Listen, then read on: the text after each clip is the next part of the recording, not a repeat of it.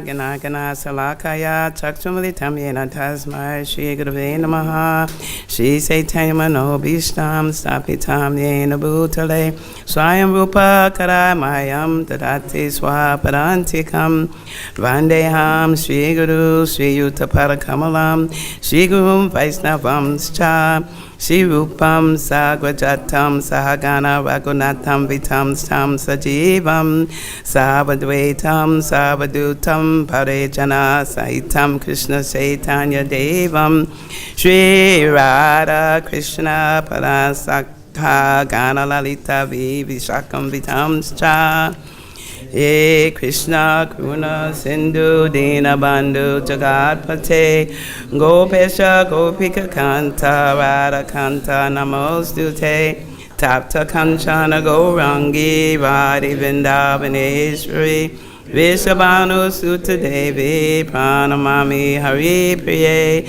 Vanchakapas Tubhyascha Kripa Sindhu Bhaevacha Patitanam Pavanebhyo Vaishnavyo Namo Namaha Shri Krishna Chaitanya Prabhu Nityananda Shri Advaita Gadadhara Shri Vasari Gaura Bhakta-vrinda Hare Krishna Krishna Krishna Hare Hare Hare Rama Rama Rama Hare Hare. So I thank all of you for coming. And if I can get your blessings to share something that will be useful to everyone, I appreciate that. Thank you so much. Since you're all advanced devotees. Haribol. So, Mother Parvati called me and asked me about whether Maharaj had read the 19 to 20. He did 19 through 20? Yesterday. He did 19 through 22. Did he read them? He didn't. Okay, so in that case, what I would like to do is she asked me that I need to read them. So 1, 2, 3, 4, 5, 6, 7, 8, 9. We have 9 devotees here. So what I would like to do is to have some interaction. So someone can read, we'll start with 22. Someone can read the Sanskrit, someone can read the translation, and someone can read the purport. So 1, Sanskrit, 2, translation, 3, purport, like that. We'll go up to 26, and then from 26, I'll start reading. You will do the usual.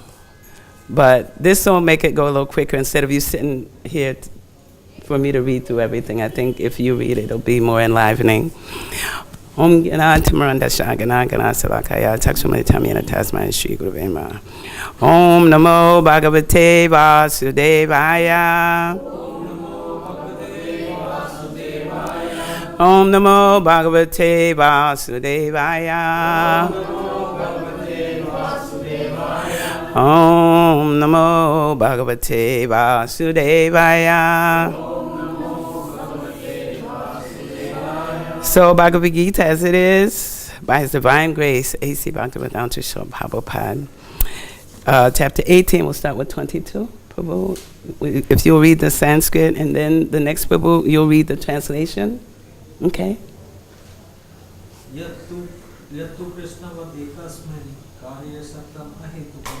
False ego. Driti, with determination. Utsaha, and great enthusiasm. Samavitaha, qualified. Siddhi, imperfection. Asidhyo, and failure. Nivikaraha, without change. Karta, worker. Satvikaha, in the mode of goodness. Uchate is said to be one who performs his duty without association with the modes of material nature, without false ego, with great determination and enthusiasm, and without wavering in success or failure, is said to be a work in the mode of goodness. So we'll do this all the way up until 28. Ragi karma phala prapshur lubdo himsatmako suchihi harsa so kanvita karta rajasa padikirtitaha.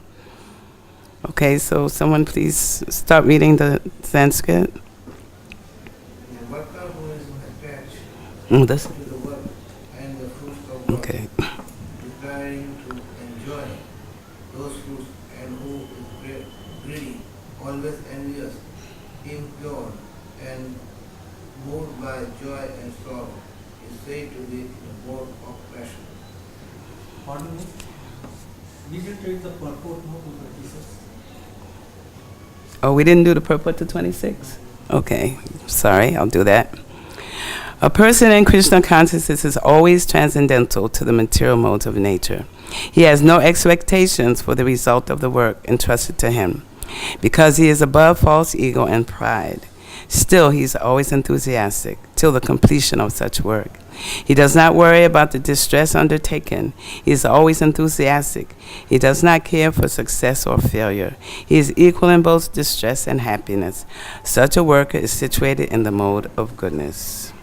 And then I'll read the purport to 27. A person too much attached to a certain kind of work or to the result because he has too much attachment for materialism or hearth and home, wife and children. Such a person has no desire for higher elevation in life. He is simply concerned with making this world as materially comfortable as possible. He is generally very greedy, and he thinks that anything attained by him is permanent and never to be lost. Such a person is envious of others and prepared to do anything wrong for sense gratification. Therefore, such a person is unclean, and he does not care whether his earning is pure or impure. He is very happy if his work is successful, and very much distressed when his work is not successful. Such is the worker in the mode of passion. Text 28. Ayukta pakrita stabdaha sato naiskritiko lasaha visare dirga sutri cha kartantamasa uchate. So just please start repeating the Sanskrit. Ayukta prakrita hastabda. Ayukta prakrita hastabda. Shato naiskritiko alasaha. Vishadi dirga sutricha. Karta tamasam uchate. Anyone else?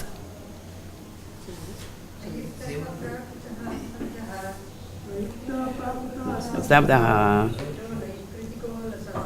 sato naiskritiko lasaha visare dirga sutricha gata tamasa uchate. Anyone else? We're on text 28. We're on 28.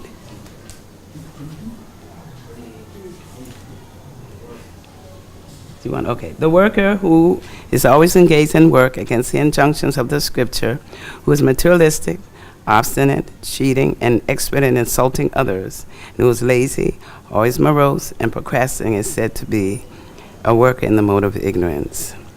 In the scripture injunctions, we find what sort of work should be performed and what sort of work should not be performed. Those who do not care for these injunctions engage in work not to be done, and such persons are generally materialistic. They work according to the modes of nature, not according to the injunctions of the scripture. Such workers are not very gentle, and generally they are always cunning and expert in insulting others.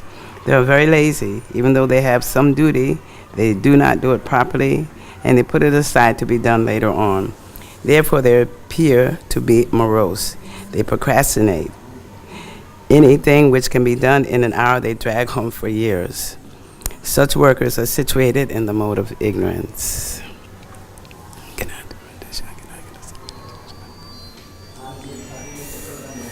So here, this is the last chapter, and Prabhupada expands on the different modes and how they manifest in renunciation. But actually, I was thinking that as I was reading Prabhupada's, as I read on, actually, what is the real purpose of all of this? All the information and Krishna breaking it down for Arjuna and going through Gyan Yoga and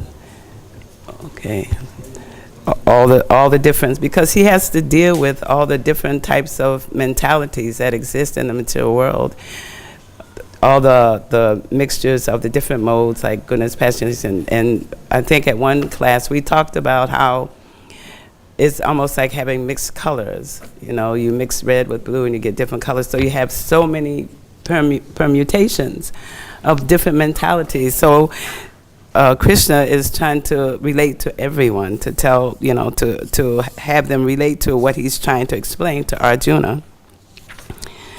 So it said in the introduction in the Bhagavad-Gita that, I'll read it. I wrote it down. He said,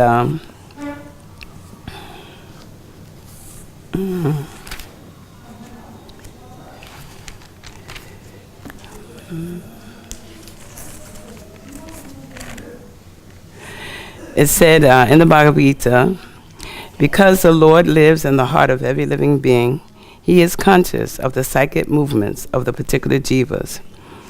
And Prabhupada says we should not forget this. So that means that everything we do, there's nothing we do that is not known by the Lord.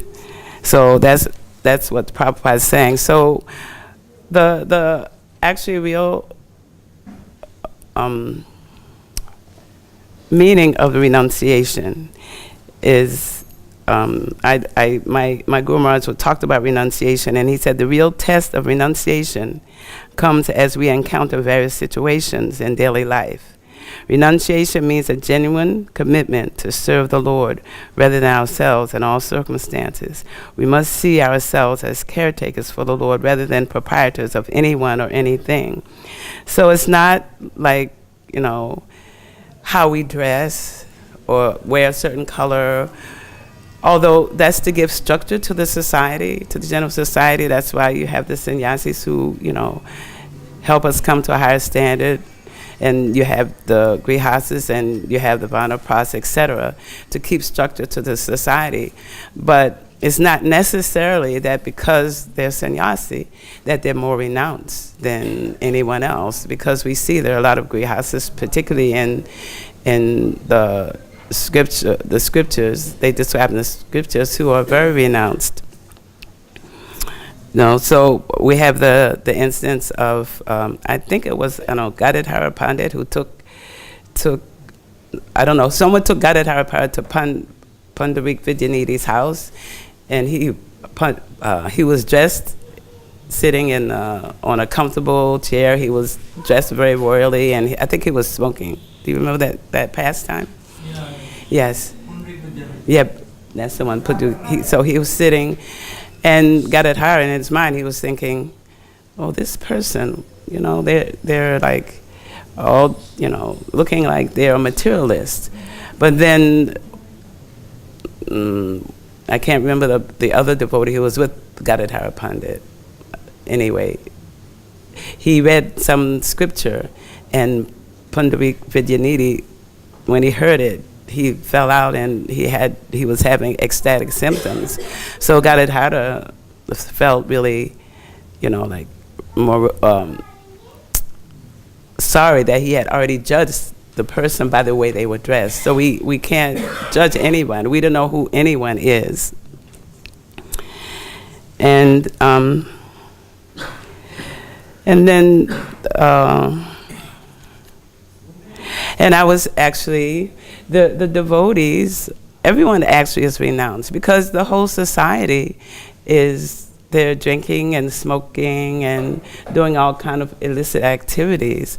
But the devotees have given up. When they got initiated, they would give up, all those things that the general society is doing, and that's like smoking, illicit sex, or whatever. So actually the devotees are renounced in that way as well.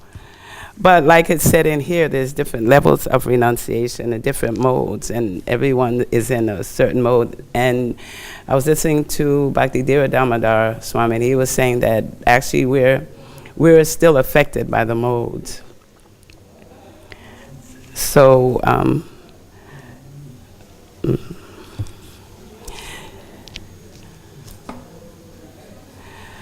so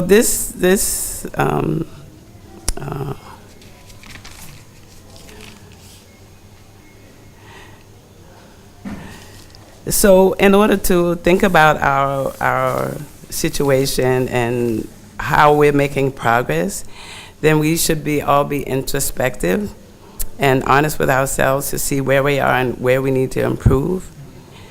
Because I'm thinking, since I've been here in Vrindavan, a lot of Vrindavan is like a mirror to all of us. At least it's been for me. So when anything that's happening in the environment, any purification that's coming, means that's something that I need to look at in myself. What is happening? What do I need to purify? What do I need to work on? Where's my consciousness? Where's my mind? No, this is like one of my godbrothers calls this the battlefield of consciousness. So it's actually all about consciousness. Where is our consciousness? And I think Keshi Damodar, I think it was his class when he was talking about what are we filling our minds with? What am I filling my mind with? Am I looking at the form of the Lord? Actually, before I came, I was to the class, I was thinking about how fortunate we are to be in this process. We're so fortunate because it's such a beautiful, beautiful and royal, actually, path to try to become Krishna conscious. And just going to Mongol Artik and having the curtains open, this is the beginning of the day, and having the Lord's cooling glance come out and, cover everybody, and to feel like, okay, this is really wonderful. I've started my day by seeing the Lord and the Lord seeing me. I don't know what I'm seeing, actually thinking of seeing, I'm not sure what I'm seeing. I see his form, but I'm not sure I'm seeing him. But he's seeing me, and I feel very fortunate and very happy about it. And all the devotees who are there are all enthusiastic, so it's very enlivening. And to be very grateful for this process, and to really sincerely try to progress and make advancement and please our spiritual master. And then thinking about Srila Prabhupada, my gratefulness to Srila Prabhupada has increased immensely. When you think about thinking of renunciation, Srila Prabhupada came here with nothing. His only purpose, his only vision and focus was to please his spiritual master and to talk about Krishna.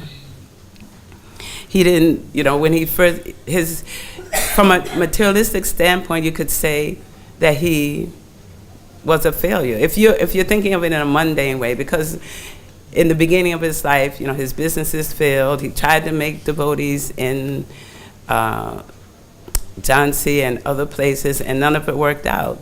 But in the end, we could see that Krishna had another plan for him. That's why all the things didn't work out. But he wasn't attached. He was always steady and determined, and so loving and helpful to everyone, and so patient and kind, So he was very renounced from any attachment to any result except to please his master. And actually, I call Vrindavan the land of my master, So to be very aware that this is Radharani's home. And then we can talk about Maharaj Yudhisthira, who also I brought the nectar of devotion. So this portion I want to read talks about those who are actually renounced. Some examples of those who were renounced.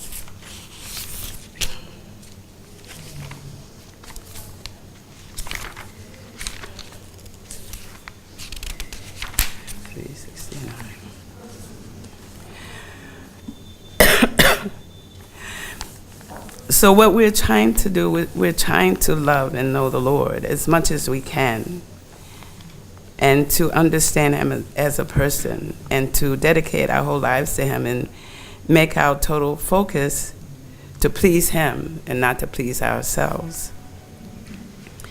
When Maharaj Yudhisthira went with Krishna in the arena of the Rajasuya sacrifice, in his imagination he began to anoint the body of Krishna with pulp of sandalwood. He decorated Krishna with a garland hanging down to his knees. He gave Krishna garments all embroidered with gold. He gave Krishna ornaments all bedecked with valuable jewels. And he gave Krishna many fully decorated elephants, chariots, and horses. He further wished to give Krishna in charity his kingdom, his family, and his personal self also.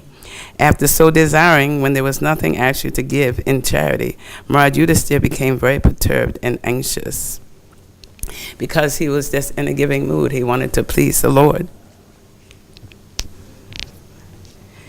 And there's also an example of Bali Maharaj. But we can, as we look at the one about the one that's talking about the mode of passion and the mode of ignorance, there's persons that we can point to in the scriptures too, like for instance, Duryodhana and Dhritarashtra. Dhritarashtra was so attached only to his family, to his sons, and what they could get from it, that not only was he blind physically, but he was blind spiritually.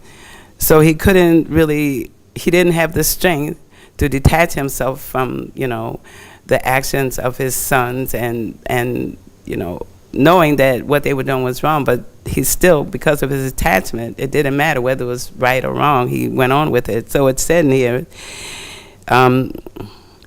such a person has no desire for a higher elevation in life. He's simply concerned with making this world as materially comfortable as possible. He's generally very greedy. So he wanted even though he was blind and wasn't qualified, he wanted that crown on his head. He wanted to take that position, even though he knew, that how it worked out was the way it was supposed to be, because he was blind.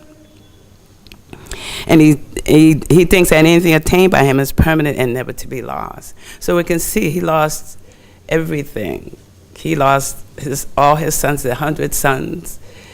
He lost his kingdom. He lost everything. But still, he wasn't it didn't really set with him that what he was doing was wrong. He even stayed with Yudhisthira, because Yudhisthira was so generous. He stayed with Yudhisthira even after everything that happened. After his sons being killed, he stayed with Yudhisthira anyway. Till Vidura came and tried to wake him up and tell him, you're staying in the house of people who, you tried to kill. Your sons tried to kill. So it's said here, so such a person is envious of others and prepared to do anything for sense gratification. Therefore, such a person is unclean and does not care whether his earning is pure or impure. So that's so in his case.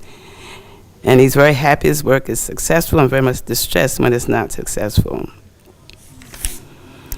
And then on the last text, the worker who was always engaged in work against the injunction of scripture was materialistic, obstinate. So we can look at Duryodhana, who, tried to kill Bhima and did so many things. So we can see that this applies to him. He was in the mode of ignorance, obstinate, cheating, and expert in insulting others.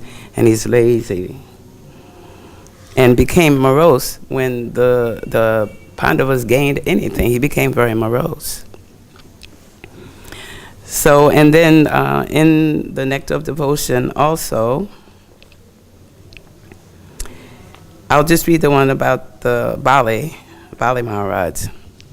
Similarly, Maharaj Bali once told his priest Sukacharya, "My dear sage, you are fully expert in knowledge of the Vedas, and as such, you worship the Supreme Person of Godhead, Vishnu, by Vedic rituals. As far as this Brahmana dwarf, the incarnation of Brahmadev, is concerned, if he is Lord Vishnu, a simple Brahmana, or even my enemy, I have decided to give to him in charity all the land he has asked for." Maharaj Bali was so fortunate that the Lord extended before him his hand, which was reddish from touching the breast of the goddess of fortune, who was always smeared with red kumkum powder. And here, Bali was a demon, but he got the mercy of the Lord. Okay. So,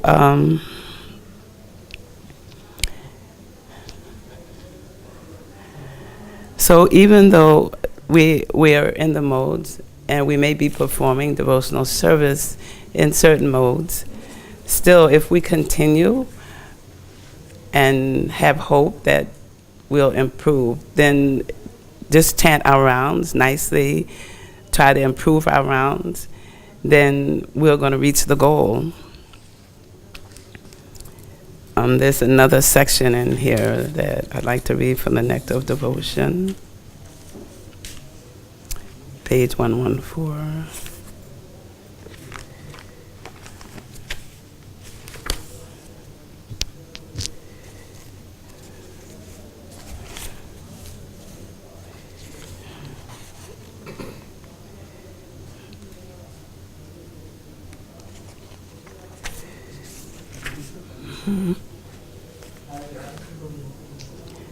You can't hear? It's not working? You can't hear? Oh, you know, maybe, oh, there's no, maybe it's not on. No, it doesn't. I don't know. It's not on. It's on now. Haribol. On the radio. Oh my God. They didn't hear. They didn't hear. It's okay. It's okay. It's all right.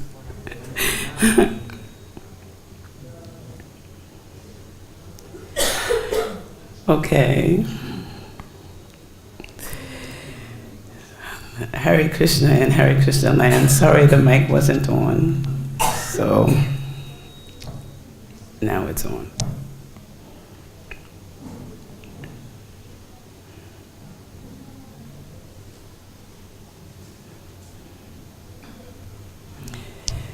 I'll read this part. In the 11th canto, 20th chapter, verses 32 and 33 of Srimad Bhagavatam, the Lord further instructs Uddhava, "My dear friend, the prophets derive from fruit of activities, austerities, the culture of philosophical knowledge, renunciation, the practice of mystic yoga, charity, and all similar auspicious activities are automatically achieved by my devotees, those who are simply attached to me by loving service. These devotees have everything at their disposal, but they desire nothing outside of my devotional service. If ever devotees should desire some material profit, like promotion to the heavenly planets, or some spiritual profit to go to the Vaikunthas, by my causeless mercy, his desires are very easily fulfilled." And since I've been here, there's been some realization. We've had some realizations about how important deity worship is. I did deity worship for about 15 years in Gitanagri. And being close to the Lord, the Pujaris are so fortunate. That's why, it's nice that also we have deities in our home, because being so close to the deities keep you aware of him as a person. And if you're totally absorbed 24/7, which it was on the farm, so not a lot of devotees were on the farm. So we did deity service around the clock, in the morning, in the afternoon, and the evening. And actually, it was really a very beneficial and beautiful time, because your mind is completely absorbed in the service of the Lord. All you're thinking about is he being awakened?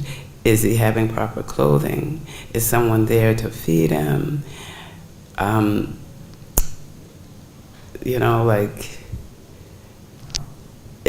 Does he have on a sweater because it's cold?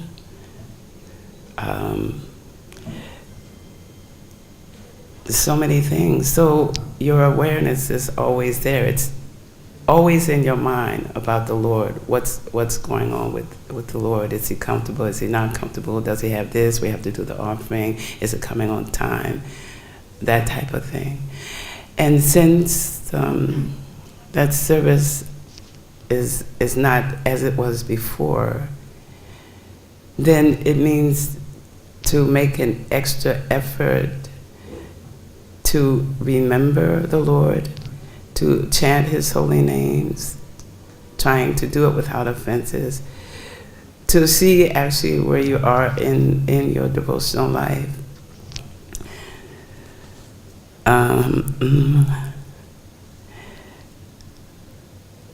So I was reading in the Nectar of Devotion how important that deity worship is. Let me see if I can find it.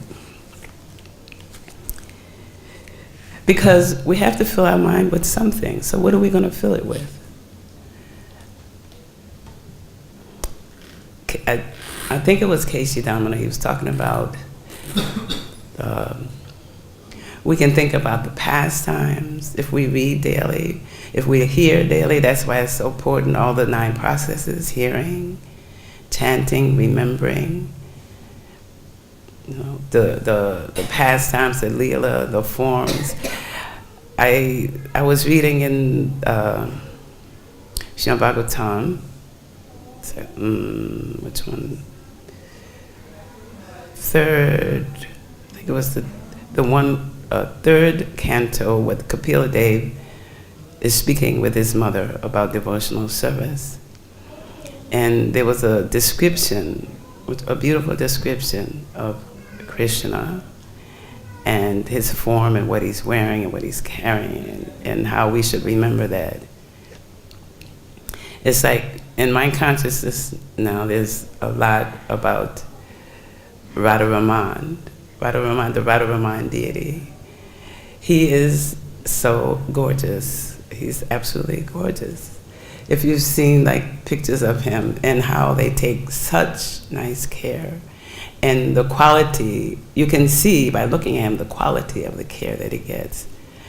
So like this, being in Vrindavan, there's so much spiritual benefit and so much opportunity here to remember the Lord.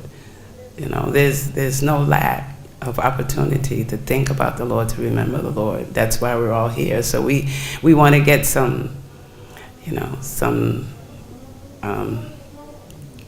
we want to become enlivened. If we're here temporarily and we're going to go back to our hometown or wherever we come from, we're here to become enlivened. So we should take advantage of everything that's available here. Beyond, I call India the land of extremes, extreme heat, extreme cold, extreme dust, extreme. But that's just on the surface.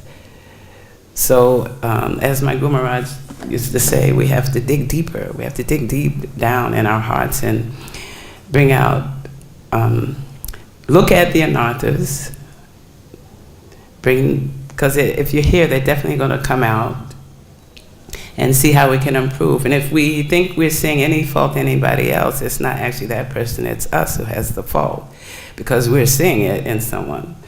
But actually, it's not their fault, it's ours.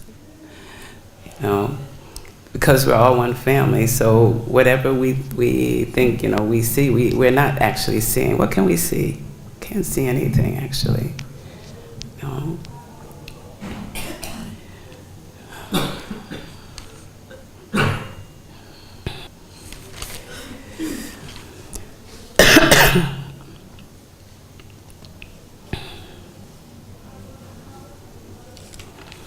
So I think I'd like to open it up for discussion or questions, corrections, or... Hare Krishna. Hare Krishna. How the verse mentions how we have negative qualities. Which one? Does it say negative? In Which the mode ones? of ignorance. Oh, the mode of ignorance, yes. Obstinate, cunning. Yes. So devotees may also show sometimes laziness. I am speaking for myself especially. Sleeping, laziness. So how to overcome the negative bad qualities? You know, my realization about that, because we're affected by the modes, and we need to recognize when we're affected by the modes. And I have to say that sometimes I'm affected by the modes involuntarily, you know, like, so for me it means to look closer at my chanting. What's going on with my chanting? Am I chanting attentively? Am I making offenses? And I find that chanting means more chanting. It's not enough. 16 rounds is not enough. It's not enough chanting. We have to do more chanting. That's the only way, because we just have to be persistent, persevere, be determined, and know what is the goal. What's the goal? And do we have faith? Are we having faith in the spiritual master? Are we having faith in the process? Are we having faith in Srila Prabhupada? Prabhupada gave us everything. So those qualities, we shouldn't be discouraged if they start coming, or if someone else is having. They're at a different stage. My Guru Maharaj used to say, we're in a huge community, so everyone is not going to be the same. There's going to be different levels of consciousness. So what we should do is,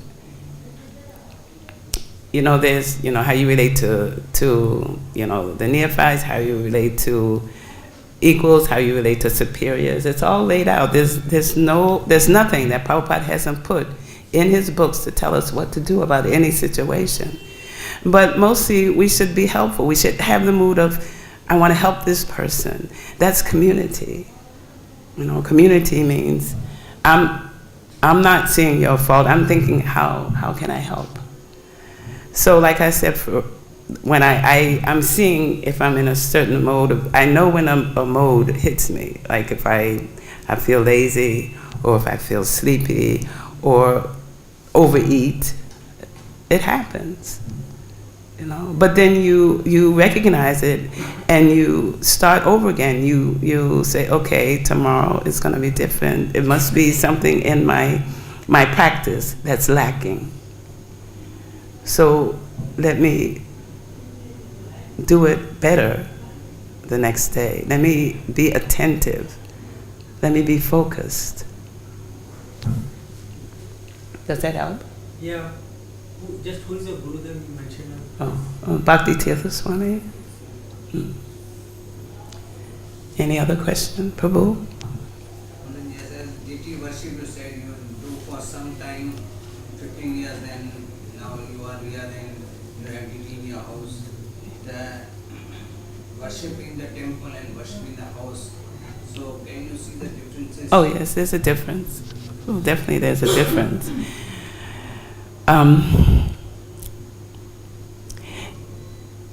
In the temple, you're doing that service for the community, you're not just doing it for yourself.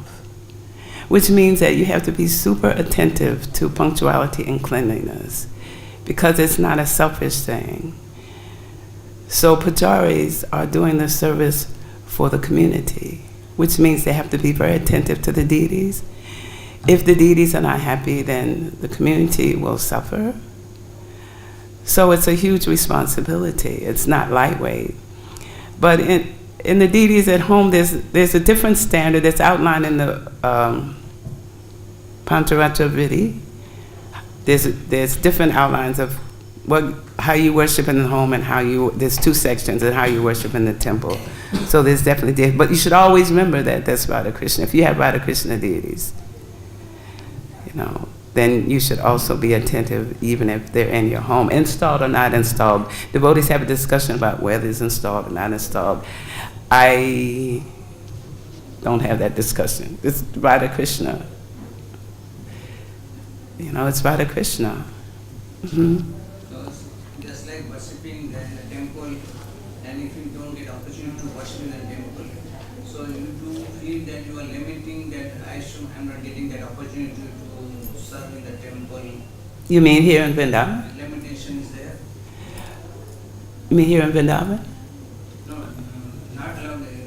You are doing the temple, but now you are doing not in the temple there because there are many pujaris who don't have opportunity to do the seva. And when you don't get an opportunity, do you feel limitation for that when I'm not getting this opportunity for this? Oh, I definitely feel a lack. It's a beautiful service. Definitely I feel a lack. It's a beautiful service to be connected with the deities and to dress them and decorate them. It's a wonderful service to bathe them and pick out their outfits and make their turban and comb their hair. It's a wonderful opportunity, you know. But you can always do it, you know, mentally, and then still I make outfits for the deities I have. And I take care of them nicely as well.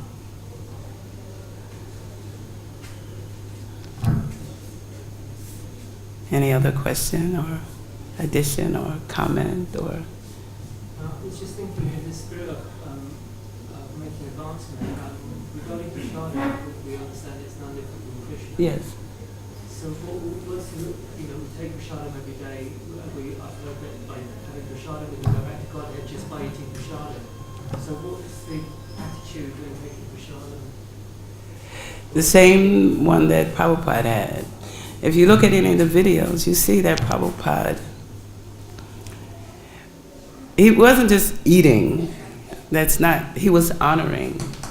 And Shruti Kirti said that he would just sit down alone and focus on honoring the prasadam and thinking this is Krishna. We used to have a joke. We used to joke in Gitanagari about, you know, like, oh, this prasadam Krishna, you know, his lips were on the prasadam, you know. Like, we really revered Radha Damodar's prasadam. You know, so things have changed. I know when I first came to the movement, when we took prasadam, we wouldn't really have a big discussion. We would take prasadam and someone would read the scriptures to us while we were doing it.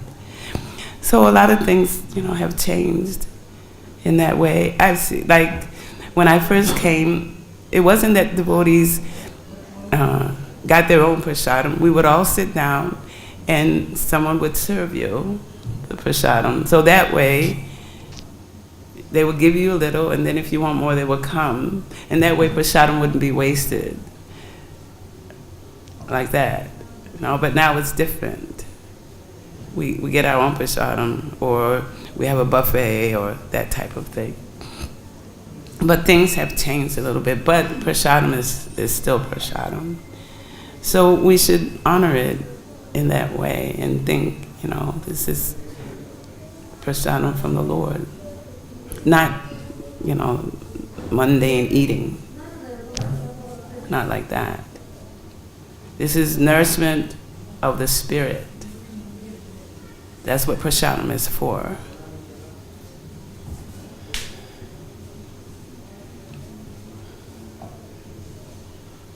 Is that okay? Would it want more? Okay.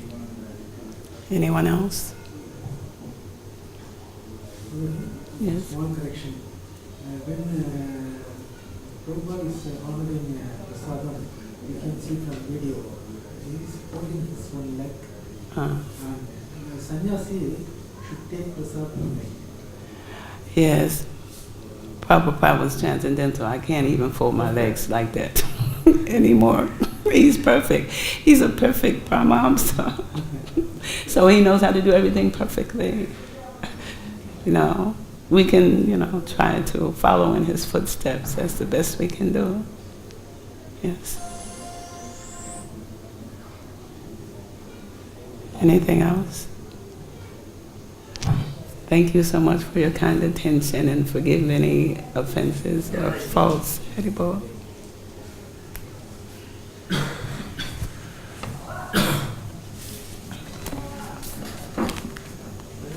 Bali Maharajas, which page is it? Bali Maharajas?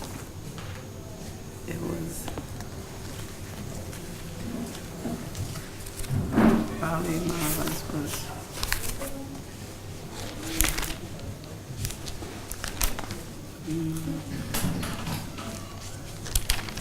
It's here somewhere. Just 1 second. Oh yeah, it's 369. 369. Sorry, we didn't offer you the garland. It's okay. 369. This one? No. 369.